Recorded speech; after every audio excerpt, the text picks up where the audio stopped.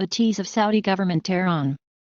OPEC agrees first production cuts since 2008 30.11.2016. The Organization of Petroleum Exporting Countries, OPEC, has agreed to limit its oil output, with Saudi Arabia accepting a big hit on its production and Iran freezing output at pre-sanctions levels. Saudi Arabia, with its large oil reserves and smaller population, has a greater interest in taking a long-term view of the global oil market and incentive to moderate prices. Following what the rights group Amnesty International has called an unfair trial and travesty of justice, a court in Saudi Arabia sentenced 15 Shia Muslims to death on Tuesday after finding them guilty of spying for regional rival Iran. But success will depend on the cooperation of non-OPEC producers, particularly Russia, which has not proven a reliable partner in the past.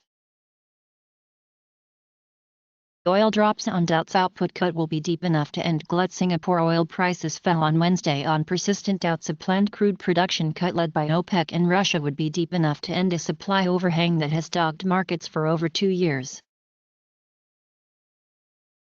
A phone call between Putin and Iranian President Rouhani smoothed the way.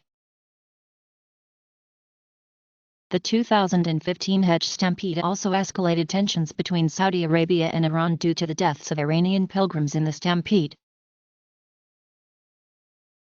The trial began in February 2016 at the Specialized Criminal Court in Riyadh. He said defense lawyers also asked the court to halt an ongoing local media smear campaign against their clients, which they said would lead to an unfair trial.